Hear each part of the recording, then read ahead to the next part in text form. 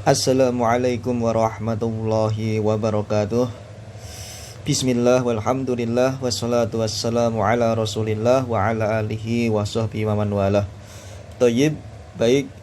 Ahlan wa sahlan wa marhaban bikum jami'an para santri kelas 10 KMI, tulab wa tolibat. Alhamdulillah, dengan izin Allah kita bisa bertemu kembali khususnya di mata pelajaran fikih. Kali ini kita akan membahas tema atau fasal yang baru, yaitu berkaitan dengan al-mashu 'alal khuffaini wal jabirah. Tentunya materi kita kali ini masih terkait dengan kitab At-Thaharah. Yang sebelumnya di pertemuan yang lalu kita sudah mempelajari tentang tata cara atau sifat wudhu. Sekarang kita melanjutkan materi kita terkait dengan bersuci tapi dalam keadaan, kondisi atau waktu tertentu, yang di sini digambarkan oleh mu'alif rahimahullah ta'ala dengan semacam usapan ya. Ini termasuk dari salah satu rukhsah atau kemudahan yang Allah berikan kepada para hambanya, yaitu kita selaku umat Islam. Tayyib, kita mulai. Nanti silahkan kalian simak dan kalian pahami dengan betul dan ditonton videonya sampai selesai. Faslun fil mazhi 'alal khuffaini wal jabirah. Pasal atau tema atau materi terkait dengan pengusapan sepatu dan perban atau semacam plester luka atau gips untuk membantu proses penyembuhan luka ya. Nanti silakan diganti kata-kata pembalut ini, yang lebih tepat plester luka atau perban saja atau gips ya. Kalau pembalut nanti kedengarannya kurang bagus ya. Saya ulang, faslun fil mashi 'alal khuffaini wal jabirah. Pasal terkait pengusapan sepatu dan perban luka. Qala al-musannifu rahimahullahu ta'ala, fa in kana 'alaihi khuffani wa nahwuhuma masaka 'alaihima in syaa. Fa in kana 'alaihi khuffan, apabila ada seseorang yang memakai khuffan gambarnya seperti ini.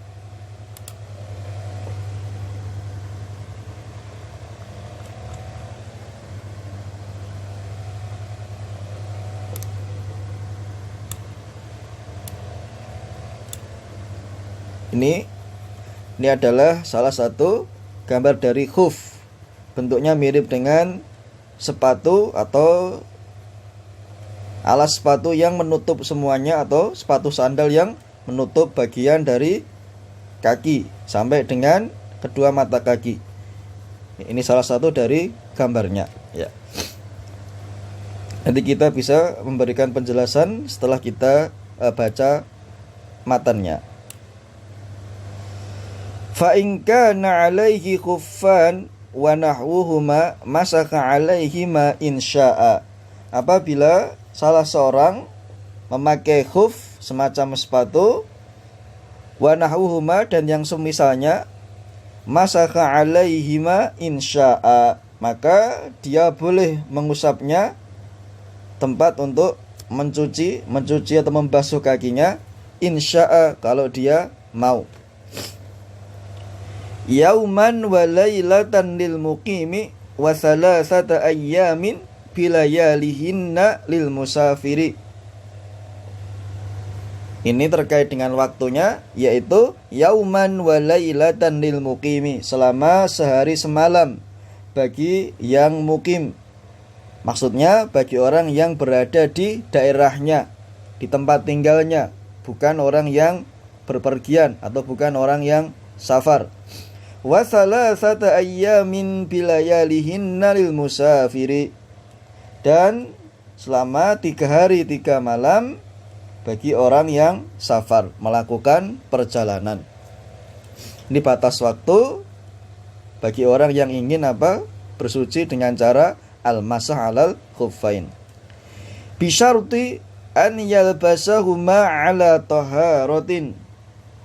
Ada syaratnya juga, dengan syarat yaitu dia mengenakan khuf ini atau semacam sepatu tersebut ketika dia dalam keadaan suci, setelah berwudu atau setelah tayamum atau setelah mandi wajib.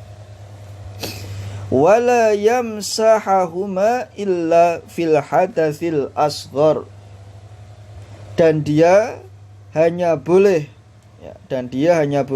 wala yamsahahuma illa fil hadatsil asghar, mengusapnya untuk hadas kecil. Jadi dia boleh bersuci dengan cara apa? Mengusap sepatu atau semacam sepatu ketika terjadi apa? Hadas asghar. Contohnya apa? Contohnya BAB, BAK ataupun keluar angin. Selain itu tidak boleh. Misalnya kalau yang perempuan haid, datang bulan, atau kalau yang laki-laki mimpi basah ataupun keluar madhi atau maninya, atau di antara laki-laki dan perempuan terjadi janabah, maka dia tetap tidak boleh bertoharoh dengan al-masah alal khuffain. Syaratnya hanya boleh mengusap sepatu ketika terjadi hadas asghar, yaitu BAB ataupun BAK atau keluar angin. Kemudian kita ke dalilnya. An Anasin radhiyallahu anhu marfu'an, idza tawadda'a ahadukum wa labisa khuffaihi falyamsah 'alaihima wal yusalli fihima wa la yahla'huma in syaa'a illa min janabatin, rawahul hakim wa sahhahahu. An Anasin marfu'an, dari sahabat Anas bin Malik radhiyallahu anhu secara marfu', yaitu sampai kepada Nabi sallallahu alaihi wasallam, idza tawadda'a ahadukum, apabila salah seorang di antara kalian berwudu, wala bisa khuffaihi falyamsah 'alaihima, dan dia memakai sepatunya, maka usaplah sepatu itu tanpa harus melepas.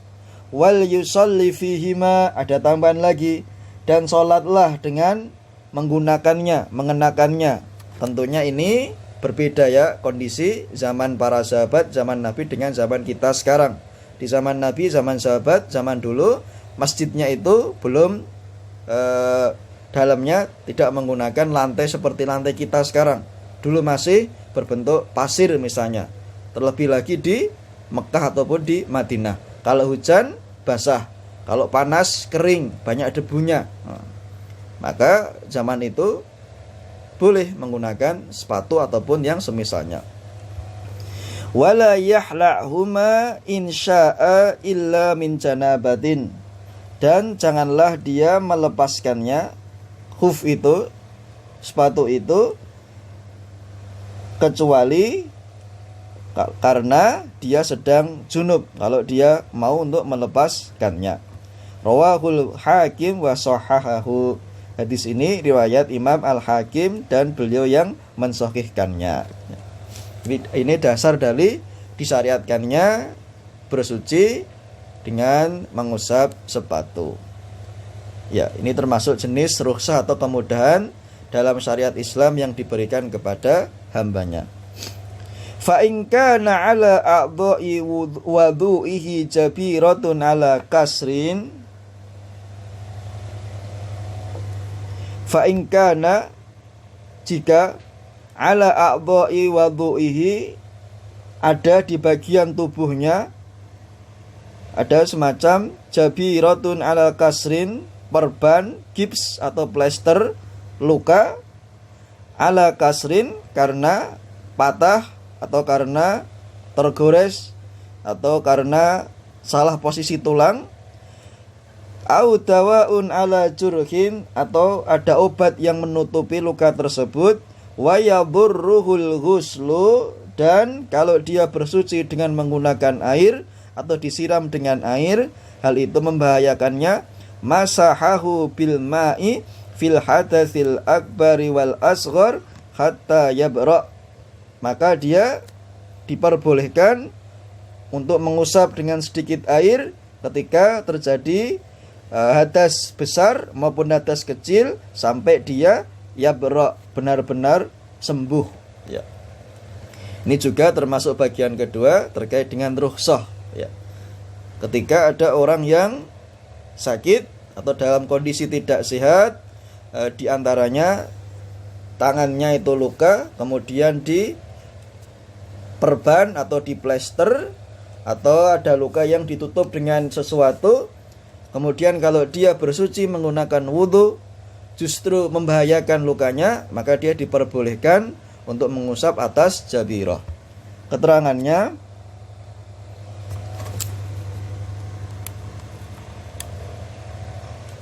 ya seperti ini ya. Ini adalah salah satu semacam gambar dari perban tadi. Al-jabirah seperti ini. Bisa kita artikan perban atau plester luka atau gips. Ini kalau di tangan misalnya. Dan alatnya itu bermacam-macam, bervariatif. Tidak hanya sekedar perban. Nanti ada bagian misalnya dengan alat khusus kesehatan. Kemudian ini kalau di kaki ya, semacam ini. Ini yang bagian perban atau plester luka. Kalau yang gips nanti silahkan kalian cari, ada bentuknya ya. Tapi ini istilahnya sama, yaitu al-jabirah. Bagi orang yang sakit, misalnya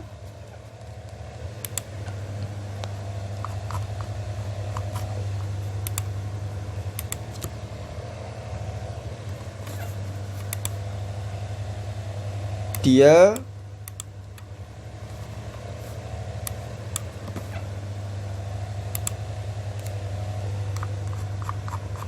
diperbolehkan ketika bersuci hanya mengusap bagian ini tanpa harus diguyur atau disiram dengan air. Cukup sedikit dibersihkan air kemudian diusap ya. Tayyib.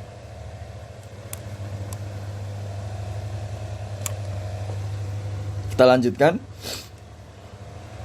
Wa sifatu mashil khuffaini, adapun sifat atau tata cara pengusapan sepatu, an yamsaha aktsara dhahirihima, an yamsaha aktsara dhahirihima, caranya dengan mengusap sebagian besar dari bagian atasnya, seperti ini, seperti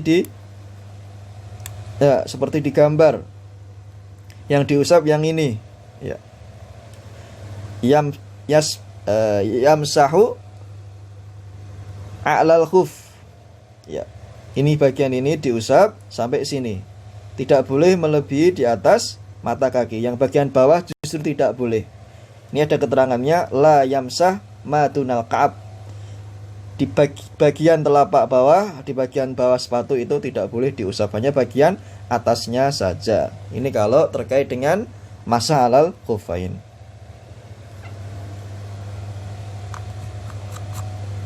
Kemudian gambar berikutnya, apabila orang tersebut menggunakan semacam jawrab atau kaos kaki dan dia tidak ingin melepaskannya karena waktu memakainya dalam keadaan suci, maka dia cukup juga mirip tadi dengan khufain.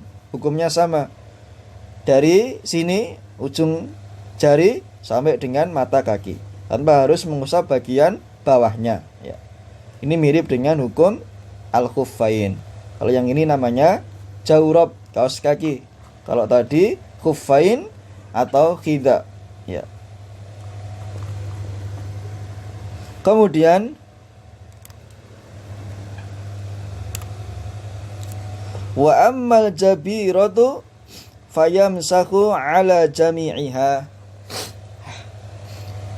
Wa ammal jabirah, adapun jabirah, fayamsahu ala jami'iha, maka tata cara bersucinya dengan apa?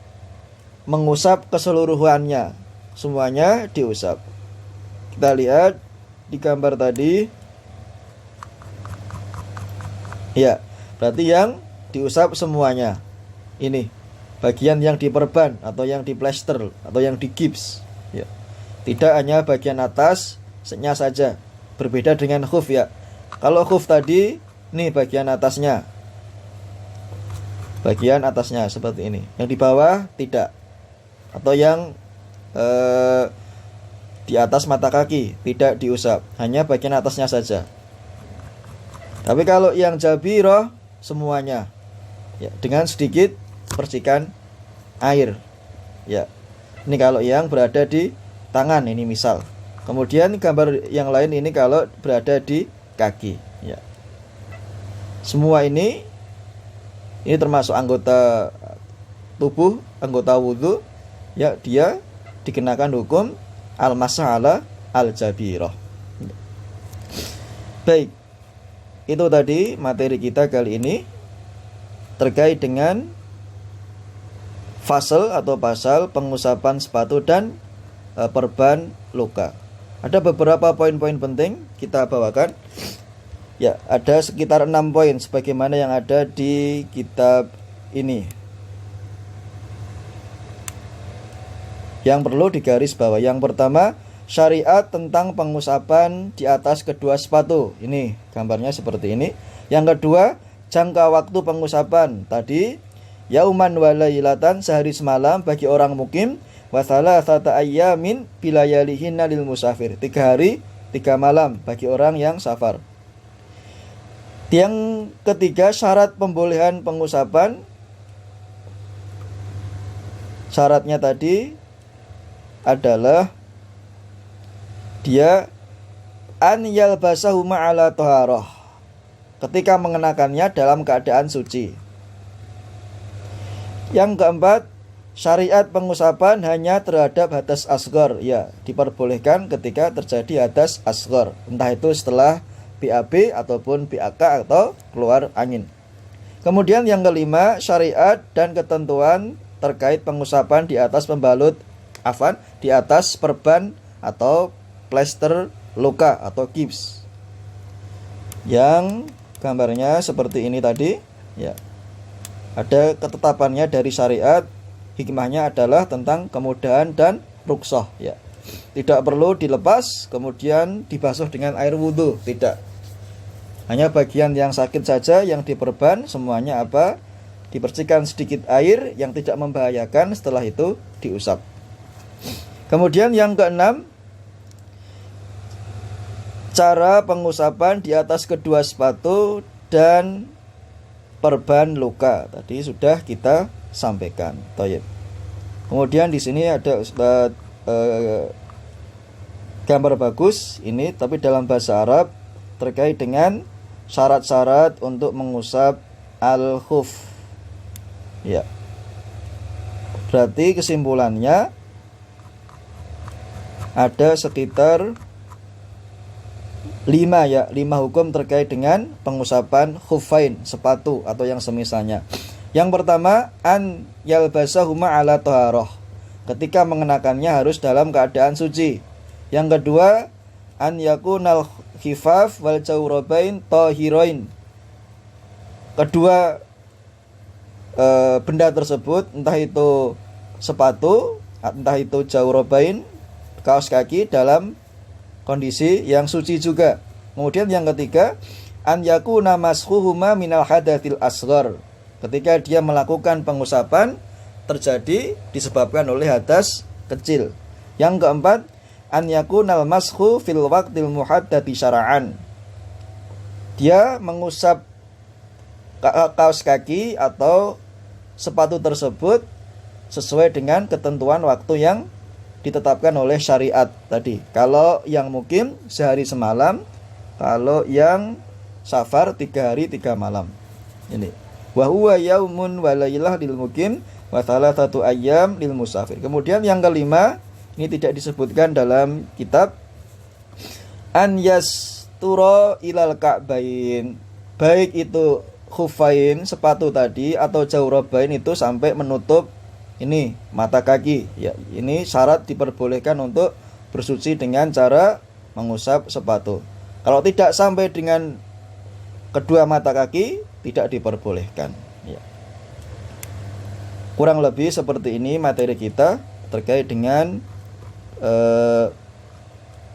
pasal atau bab pengusapan sepatu atau yang semisalnya, dan perban luka. Nanti silahkan disimak dengan baik. Kemudian kalaupun ada beberapa pertanyaan atau soal, silahkan disampaikan kepada Ustadz. Naktafi bihadzal aqulu qouli hadza barakallahu fikum. Wassalamualaikum warahmatullahi wabarakatuh.